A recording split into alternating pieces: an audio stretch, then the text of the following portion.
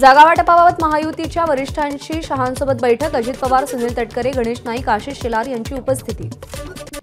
जागावाटपासंदर्भात महाविकास आघाडीची आज सलग तिसऱ्या दिवशी बैठक। शिवालयमध्ये आज दुपारी बैठक। आतापर्यंत 150हून अधिक जागांवरती एकमत। राज्य मंत्रिमंडळाची उद्या पुन्हा बैठक। विधानसभा निवडणुकीची आचारसंहिता लवकरच लागणार। या पार्श्वभूमीवर बैठकांचा धडाका। नरेंद्र मोदी आणि अमित शहांपासून राज्याला धोका। त्यांना महाराष्ट्रातून मराठी माणूस संपवायचा आहे। खासदार संजय राऊत यांची टीका। देशात भाजपच्या अधःपतनाला सुरुवात। लोकसभेला जे झालं नाही ते आता होईल असं स्वप्न अमित शहांना पडतंय। जम्मू काश्मीर आणि हरियाणामध्ये भाजपचा पराभव होणार, राऊतांना विश्वास। सह्याद्री अतिथीगृहाबाहेर आजारी मुलांना घेऊन पालकांचं आंदोलन। पैसे नको, सुदृढ आरोग्य देण्याची पालकांची मागणी। राष्ट्रवादी काँग्रेस शरदचंद्र पवार पक्षाची मंत्रालयाजवळच्या गांधी पुतळ्यापासून लालबहादूर शास्त्रींच्या पुतळ्यापर्यंत रॅली। विधानसभा निवडणुकीच्या तोंडावर रिफायनरी आंदोलकांवरचे गुन्हे मागे घेण्यास सुरुवात। सरकारनं शब्द दिला होता।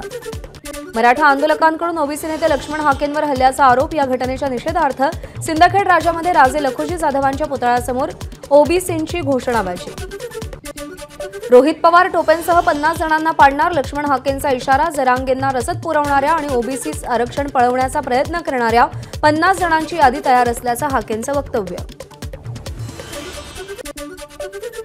मनोज जरांगे उद्या रुग्णालयातून डिस्चार्ज घेणार। परवा अंतरवालीमध्ये सभांचा बैठकांचा धडाका।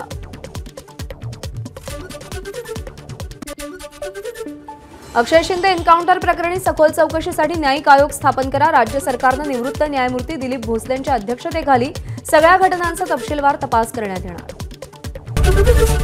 एबीपी माझा, उघडा डोळे बघा नीट।